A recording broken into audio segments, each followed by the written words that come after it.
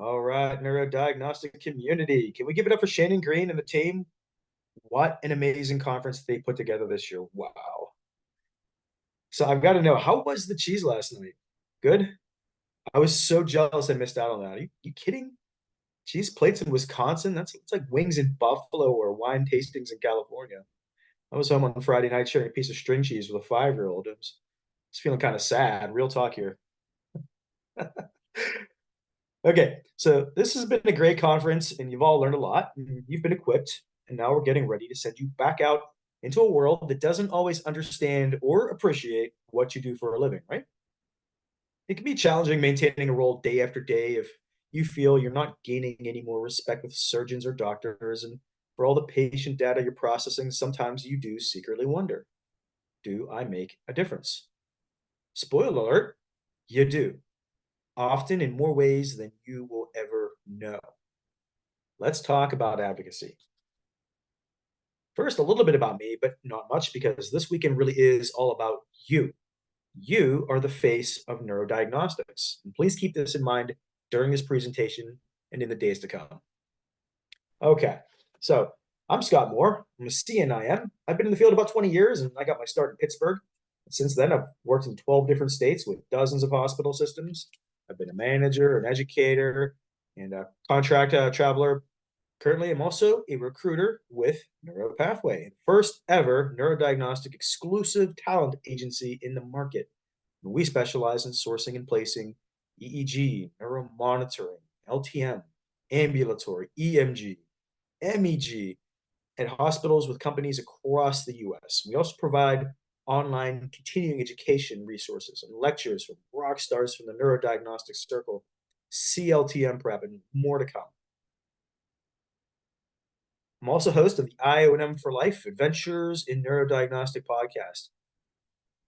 So let me see who's representing Team EEG at this conference. Let me see some hands. Okay. All right. Now, where's my team neuromonitoring? Where are all my neuromonitoring people in here? All right, great, great. So now I know who you are, what you do, and where you're at. But I couldn't do that for everyone attending this conference online, right? Because I couldn't hear them and I couldn't see them. They couldn't advocate for themselves in this situation, right? We need to be heard and we need to be seen. We need to be advocates for who we are as neurodiagnostic professionals, and we need to advocate for each other. What is advocacy? Well, at the most basic level, Merriam-Webster defines advocacy as follows. The act or process of supporting a cause or proposal, the act or process of advocating something, which frankly is not that helpful. Because honestly, advocacy just isn't that simple. Reading through the text here, advocacy is complex, just as are all of us. It looks different at every level of our lives. It can be done on your own, but you are never alone when you're advocating for an interest group, such as the neurodiagnostic community. I looked around online, and frankly, one of the best definitions I found that would be applicable to our situation came from West Virginia University's Center for Excellence in Disabilities. And there we find a better take. And I'm reading from the source here. Advocacy involves promoting the interests or causes of someone or a group of people. An advocate is a person who argues for, recommends, or supports a cause or policy. Advocacy is also about helping people find their voice. And there are 3 types of advocacy listed here: self-advocacy, individual advocacy, and systems advocacy. We're going to go ahead and take this and modify it slightly for our professional purposes, but there are some key points I want you to take away from here. We engage in advocacy at 3 levels. We advocate for ourselves as ourselves. Our personal identity, in this case, as a neurodiagnostic professional. We advocate as a team, whether that's your department, your lab, or your company. And finally, we advocate as a collective community, as a profession. That's us right here, all in this room, from different hospitals, different companies, large and small. I've worked with big companies, I've worked with small companies, I've worked inside the hospitals, and I've come in from the outside as part of a contracted company. I've gotten to know and respect each of you at all of these levels. Now, why does advocacy matter? Okay, so why should we bother? It's a good question, right? Let me put it to you this way. If you don't tell your story, someone else will. Neurodiagnostics cannot afford to let someone else tell our story. We can't afford to let the anesthesia team tell our story in intraoperative neuromonitoring. We can't afford to let the hospital administrators tell our story without giving us a voice in the matter.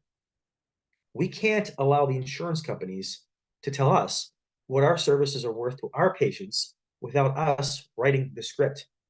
And we can't let politicians and lawmakers create legislation shaping our future without hearing our voice and seeing our faces. Because you are the face of neurodiagnostics. And neurodiagnostics has a very interesting and adventurous future ahead of it in the years to come. More on that later. So what's at stake?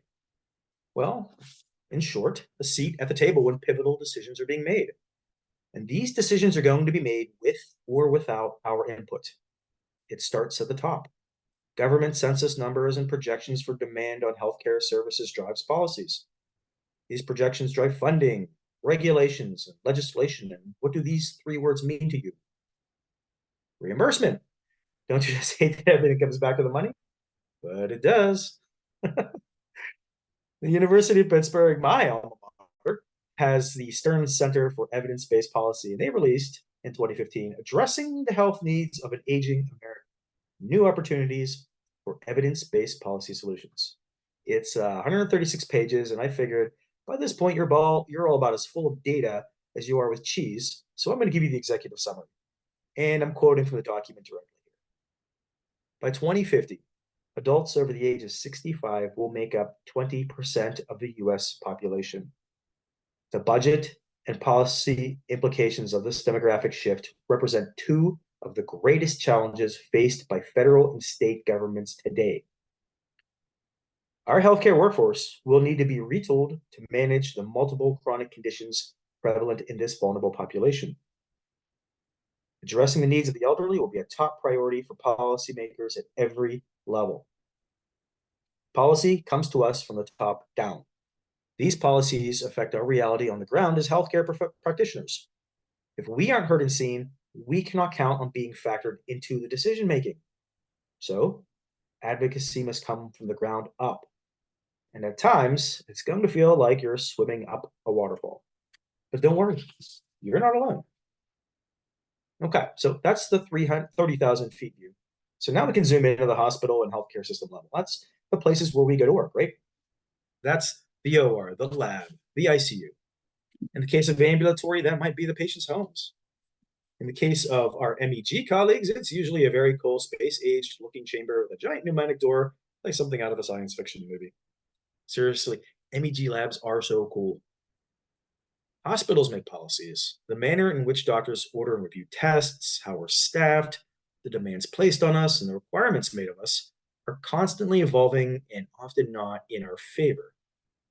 As a clinical manager, traveling neuromonitoring specialist, a recruiter, and a podcast host, I've talked to a lot of your colleagues from California to New York, and I have heard some stories. OR lounges where they don't allow neuromonitoring staff to eat their lunch. Red bouffant hats of shame. Being treated like you're a salesperson instead of a trained and educated healthcare professional. How do we address that? Advocacy. Advocacy at the team level, the department level. Positive, constructive, cooperative advocacy. Here's the challenge. I could send you out of here all pumped up and motivated, but I want to do something better than that because after this, NDWeek comes to a close. The hashtags stop trending. The posters come down. And there are no more free lunches. Back in the daily grind, motivation has a tendency to quickly shift into neutral. Now, I've read David Goggins and James Clear, and one thing is certain from that. Motivation fades quickly, but good habits and incremental change last. That's what real advocacy is. Good habits at all three levels. The personal level, the team level, and the collective community level. That makes a lasting incremental change for the good of our patient care mission. What mindset changes do we need to effectively engage in advocacy? Okay, let's assess our current climate here in the year 2024. We're throwing around words like imposter syndrome, quiet quitting. We're self-conscious. We're apathetic. We don't think anyone cares about us, about what we think. We don't think anything we do matters. And at times, we don't think that we matter. Does this sound like the mindset that brings change to a world that greatly needs it? No. Do you think some of this culture leaks into the mindsets of neurodiagnostics? It's a safe bet that it does. I follow the neurodiagnostics discussion threads on a variety of social media platforms. I assure you that it does. Remember, we don't need motivation to step up our advocacy game in neurodiagnostics. We need incremental, sustainable change of habits. This requires three things from us as a society. One, we have to step out of our comfort zone. Okay, you've heard this one before. Your comfort zone will kill you. Well, in healthcare profession, it might not kill you, but it can kill your dreams, your momentum. You're going to have to take some risks and put yourself out there. Frankly, check your self-conscious feelings at the door. Leaders, this goes double for you. A little bit of humility goes a long way. Think of an oak tree. It grows pretty darn big, and it has a very impressive reach, but not much grows in its shadow. Okay. Think about your trainees. Think about the people you're bringing up. Your legacy needs to be making them prosper and be successful. Their reach, your reach is multiplied by their reach. You can reap a harvest by investing in the people underneath you, the people coming in, the new people. Okay, not letting them stay in your shadow forever. Okay, let me share something else with you. My wife and I wanted our daughter to reap the benefits of martial arts conditioning and mindset. So we decided the best way was to lead by example. That's right. There we were, two healthcare professional adults with a white belt around our waists, bowing to black belts about half our heights. We certainly weren't the only adults in the class, but we were definitely stepping out of our comfort zone to advocate for our child's education. Seriously, there were people we know from our community sitting in the observation room, playing on their phones, looking up at me and grinning like, "Hi, Scott, nice white belt." Now, if I can step out of my comfort zone to that degree for education and advocacy in my personal life, I can do it at work for my profession. And if I can share that story with you, I reckon you can step out of your comfort zone and engage with your healthcare community. And frankly, you've already checked this box. You're here, or you're watching online. Brilliant. Now you've proven you can connect with leaders and educators and peers in your field. Don't stop there. There's a lot of champions in our field, quite a few of them here with you this weekend giving a talk. And shortly, you're going to hear from some more of them. Your oversight physicians, your reading docs, your education leaders, they want you to engage with them. Learn from them. Ask to participate in research studies. Ask them questions. Volunteer to help with process improvement projects. Don't be shy. The worst anyone's going to say to you is no. And you won't hear that anywhere near as often as you might think. All right, next, last, probably, maybe most importantly, ignite your passions, the light side and the dark side. All right, this one sounds melodramatic, I know, but let's unpack it for a minute. There are some things, at least one thing, that really ignites you. This can be something that you get excited about, something that fulfills you. Let's call that the light side of the force, okay? Sure. There's also the quote unquote dark side, the things that really incense you, that really bother you. Maybe you get a lift out of patient discussions and giving them clarity and assurance during a procedure. Great. Maybe you're really disheartened by the lack of patient engagement or bedside manner in your neurodiagnostic program. In neuromonitoring, I've worked with groups that went above and beyond in patient assessment and communication in pre-op. I've also seen groups that did little more than get a signature on a patient disclosure form that the patient barely understood just moments before getting wheeled down the OR. Guess which program thrived in the hospital's culture and which didn't? That's the power of advocacy at the hospital level. So, where does one start their campaign of advocacy in neurodiagnostics? I'm glad you asked. There are so many good options. Here's a great starting point. Head over to asset.org/advocacy. The landing page gives you a great overview of Asset's significant advocacy efforts in the public realm, especially at the government level. The QR code here on the screen will take you right there, so you can bookmark the page for later. You can become an asset ambassador. Asset career ambassadors and NDT ambassadors, they form a volunteer network of industry professionals who promote careers in neurodiagnostic technology in their communities. Through hands-on activities and engaging presentations, ambassadors help young people understand and appreciate the role of neurodiagnostic technology in patient care. You also earn a CEU by doing this.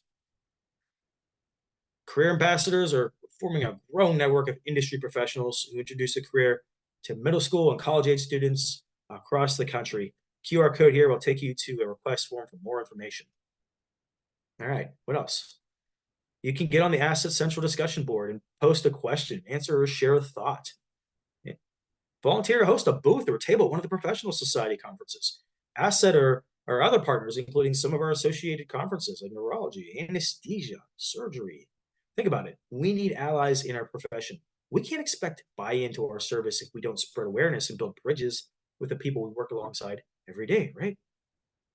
You can submit a paper or an article. You don't have to do this one alone. Think back what we talked about earlier in this talk. Don't be afraid of the literature. You can partner up with an oversight physician or reading doc. You can step out of your comfort zone and engage it. And this is a key battle. This is where we win or lose in engagement of our service. And this is how payers view reimbursement to us. This is advocacy. There are other ways too. We need to continue expanding our footprint in social media and representation in different markets. Advocacy looks like this too. It looks like Shakira Lenosky, host of the Wisdom Wednesday segment of the IONM4LIFE podcast. She's got her name on a decent research paper. She contributes weekly to peer education. She's a CNM, and she's done work in business development. I had this logo commissioned for her. Never forget, we can advocate for each other and lift each other up when we see talent in each other. That is the face of neurodiagnostics, and Shakira is the face of neurodiagnostics. We are a meme-based society, for better or worse. Daniel Stewart was one of the first guests on my show. Since then, her Stickum IONM meme nation has exploded on Instagram. She's hilarious, and her commentary on intraoperative neuromonitoring life cuts to the bone. Pun intended. For my podcast, I've interviewed neurodiagnostic professionals from Texas to Puerto Rico, California to New York, England to Iran, Ivory Coast to Nigeria. Bankole Mortala is an EEG technologist in Nigeria who runs an epilepsy awareness campaign in a region where people with epilepsy can be shunned.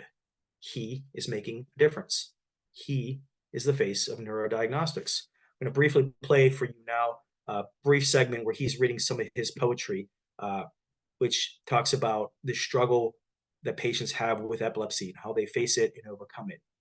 I was not nurtured to go down to the heart. No shame will ever bind me. I fail and I begin again. I fall and I rise again. I retreat and charge again.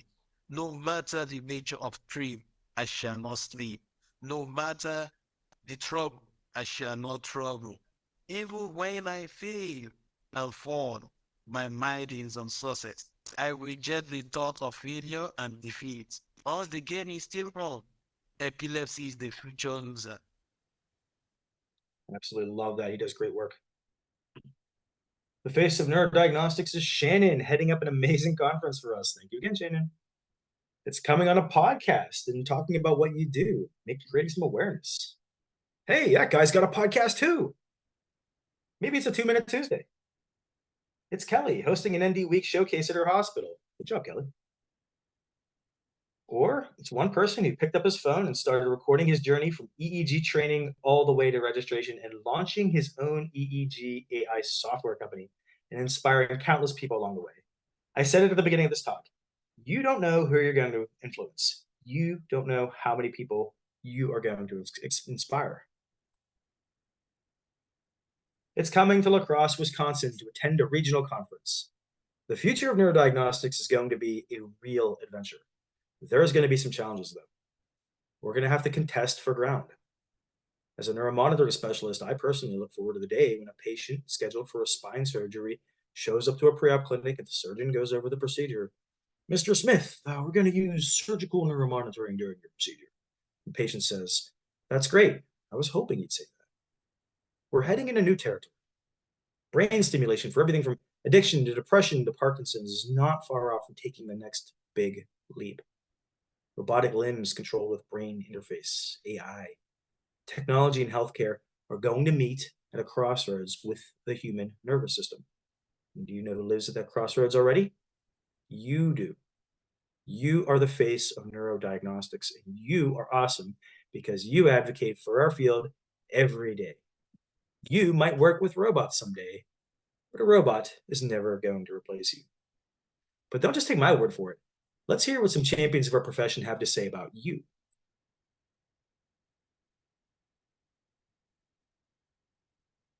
Hello, CSET friends. This is Rich Vogel, ASNM President-elect and host of the Stimulating Stuff podcast. Scott asked me to say a few words, so I want to take a moment to acknowledge the incredible work that each of you contributes to our field. Your dedication and expertise literally drive the high quality of care that all of our patients receive. So thank you for that. You know, I've never attended the CSET conference, but I've heard they're great, and it's definitely a goal of mine to get there one day.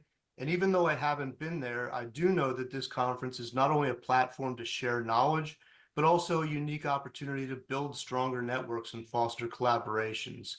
Like all conferences, each session, each discussion, each interaction carries the potential to spark new ideas and new pathways for advocacy. I encourage you to leverage the power of our collective voice and engage meaningfully with our professional societies. There's so many places where you can chip in to help. Consider stepping into leadership roles or participating in committees. Every little bit helps, and we can't do these things alone. These platforms provide critical tools for advocacy, allowing us to shape the future of our profession and ensure that it meets the ethical and professional standards for which we stand. Also, your individual efforts in advocacy are equally vital. Each of you has the capacity to influence and enact change within your communities, your homes, your workplaces, and beyond. So I really urge you to carry that inspiration from the CSET conference forward and act as ambassadors for our profession. If there's changes you want to see made, remember that you have a voice. I definitely encourage you to use that voice to bring attention to the issues that are important to you and to help drive changes you want to see. And you'll never have to go it alone, because there are plenty of people out there like me, like Scott, who are more than willing to show you the way. So thank you for your commitment and enthusiasm. Your participation here in this conference is not just appreciated, it's essential. Finally, if you get an opportunity to attend, I'd love to see you at the ASNM annual meeting, May 17th through 19th in Washington, D.C. Also, I would love it if you would check out my podcast, Stimulating Stuff, which is available on all streaming services. Cheers. Hi, everyone. My name is Connie Kubiak, and for those of you who don't know me, I'm a past asset president. I'm also a past Michigan Society president, and I've been at CSET numerous times and wish I was there with you today. One of the things I was asked to do is to talk a little bit about advocacy, and I think one of my most favorite stories that I have was a director of mine who said to me, I can teach an EEG tech to do anything, but I can't necessarily teach another allied health person to do EEG. So you need to know that you are special in what you do. You need to have the facts that you need to go into whoever you work for or wherever you are and say to them, this is why I do what I do. This is what we need. If you cannot advocate for yourself, you can't advocate for other people. And part of your job is to advocate for the people that you serve. Get yourself involved. It can be at any level. It can be going to a school and talking about EEG technologists. It can be helping the Epilepsy Foundation do presentations about seizures and support. It can be talking about intraoperative monitoring. It can be talking about patient safety. You need to educate people and help them. We've all had someone in our lives who advocated for us, or we wouldn't be in the position we were in. So now's your time to do that. Reach back, help somebody, realize their potential, get excited about what you do. Above all, enjoy what you do. You're in this for a reason. You're in it because you like what you do. You meet terrific people, you have a major impact, and you bring tremendous value to your patient, your coworker, your employer, your community, and your family. Enjoy Neurodiagnostics Week, and thank you for what we do. Hope to see you in Phoenix. So here's to you, neurodiagnostic professionals. Thank you for everything that you do. And to all of our newbies, everyone who joined the field recently, and maybe those who have been in it for a while but haven't participated in these local and national societies, I just want to encourage you to participate. Whether that's just going up and having a conversation with someone you don't know in the field, or actually joining one of these groups, joining a board and getting involved that way, I want to encourage you to participate. Our field is made up of normal people like myself, like you. It may seem like Scott over there is some big fancy hotshot that might not be approachable because you see his podcasts and you see him on social media, but that's just not true. We're all normal people, and you have to remember that. Come up to us, ask questions, get involved, and maybe you'll be the next person up here speaking and encouraging people to get involved. So thank you for everything that you do, and go Neurodiagnostics. Hello, everyone. And first of all, I would like to thank you for attending the meeting and being part of this great professional as a neurodiagnostic. So you are actually the advocate for what we are doing, and this is for the patient safety and for the better outcome. So there are various things that we can do to help our patient and yourself. First, most important thing is stay informed. So I'll say that stay informed with the new techniques, the new research, new methodologies, and get involved with other colleagues and other professionals. Also educate others. So we would like to educate as many people as possible, educate the general population about the neurodiagnostic field, the different techniques we do, and how we can help all these patients during these procedures. Advocate for the resources. So there's so many different resources that we are available for education, for the guidelines, and for the training purposes. So educate other people, educate yourself, educate newcomers and other colleagues to help themselves and to improve their quality of education in this field. Also, as you're attending the meeting, so get involved with the societies. We have societies, Neurodiagnostic Society, we have ASET, ASNM, American Clinical Neurophysiology Society, we have International Neurodiagnostic Society. So get involved with the society at a grassroots level. Participate in research. So if you see anything new, participate in the research and help and show that in different conferences, presentation, new journals, share your success stories. So what you have done, everyone, you're doing a tremendous job. And this is not it's not only career, it's a lifestyle. So you're doing different things and different, when you have some kind of success in different, in your job, in your work, in your neurodiagnostic field, share with other people, share in journals, share on websites, share on LinkedIn, getting involved in grassroots movement, advocacy for the society, and advocacy for the field. And so again, thank you. You are the neurodiagnostic profession and professionals. And thank you. Hey, this is Joe Hartman. I live in Orlando, Florida, and people around here say if you pick up a rock and throw it in any direction, you're guaranteed to hit a lawyer right in the head. There's just so many of them, and you'd be hard pressed to make a good argument as to we need more. But that's not the same in neurodiagnostics. I can give you some numbers real quick. I deal mostly with neuromonitoring and EEG. So on the neuromonitoring side, we have about 242 new CNIMs every year.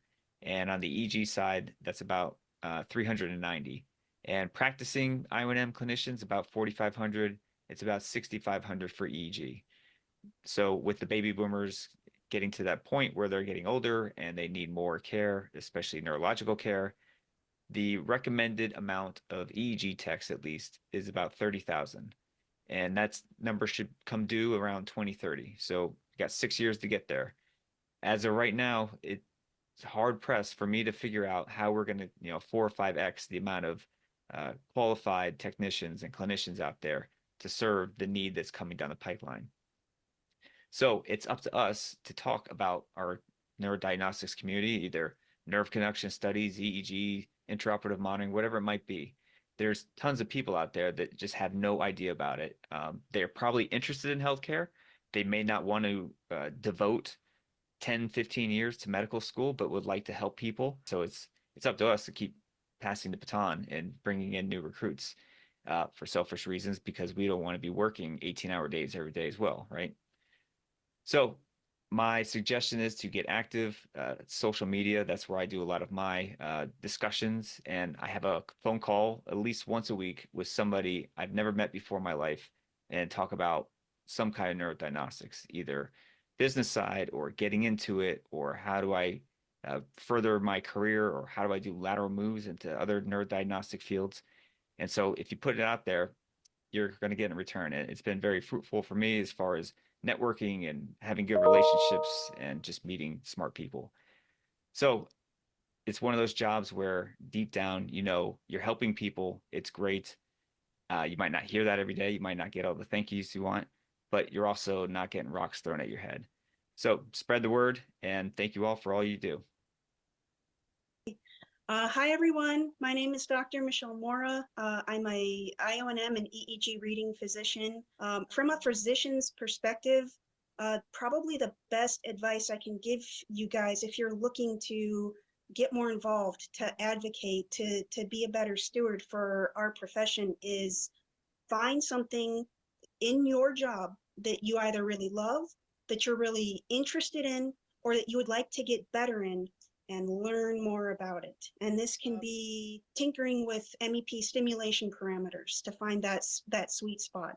It could be you're finding your niche in education. Maybe you find that you're a really good teacher, particularly about a certain subject or 2 or 5. Could be like patient outreach in education, which is huge in our field, but somewhat lacking. Whatever it is, learn more about it. Read about it. Read as much as you can. If you're lacking for resources, ask those around you if you can borrow some of theirs. In education, there's a lot of educational opportunities out there in our field. Talk to those people. See if you can get involved. See if you can shadow them. See if what they're doing lines up with what you're doing, or if you have something a little bit different, a little bit nifty to add to the mix. And then find a mentor if you can. Our field is in short supply of mentors. Reach out, talk to people. The worst they can say is no or nothing at all, but I guarantee you there are people out there who definitely want to talk and interact with you. And that's at every level, whether it's your peers, whether it's physicians. I'm always happy when people ask me questions. I want people to ask me questions, because if you're asking a question, you are trying to better yourself, and that can only help our field. The more informed you are about anything, the better the advocate that you will be. And I do want to tell you guys, so I'm an oversight physician both for IONM cases, and I read EEGs as well. And one thing I can tell you as a physician, I appreciate you guys so much. And I know a lot of my peers out there do as well. We're not necessarily the best about showing it, which is very unfortunate, and I hope we can change that. But I can guarantee you that what you do is very important. It means a lot to me. It means a lot that we can help the patients. And even if you are unsure, if you're uncomfortable, anything like that, the fact that you're working with me, the fact that we're trying to work together to help patients, I really, really appreciate that. We need more camaraderie in our field, and we need to celebrate each other more. One thing that I like to work on for the ASNM is actually awards. If you are a part of a society like this one and you don't have an award system, think about setting that up. We're very quick in medicine to say, you're doing this wrong, you're doing that wrong.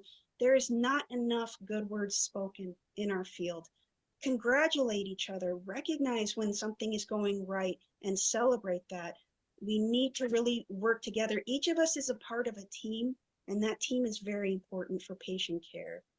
Hi, CSET attendees. Happy Neurodiagnostic Week. My name is Kevin Helm. I'm the Executive Director for ASSET, and I'd like to welcome you to the conference. I'd like to take a brief opportunity to talk to you a little bit about advocacy and your role in that. It's important that each of you consider advocating for our profession on some level. If not you, then who? Advocacy can make a difference, both in your ability to practice your profession, and it can also help influence whether you get paid a reasonable salary. ASSET has many, many ways you can get involved, from simple activities in your local community via our ambassador program. You can even earn a CEU for your presentation, to teaching. We can teach you how to conduct a visit to your state legislator's office. All you have to do, if you're interested, please contact Jennifer Montgomery. She's our director of advocacy, and her email is jennifer@asset.org. She can teach you more and give you more information about how you can get involved. Have a great week, and thank you for being an ASSET member. You are the face of neurodiagnostics. You are the face of neurodiagnostics. You are the face of neurodiagnostics. You are the face of neurodiagnostics. You are the face of neurodiagnostic. We just want to tell you guys, you are all the face of neurodiagnostics. We're very much appreciated, and we thank each and every one of you.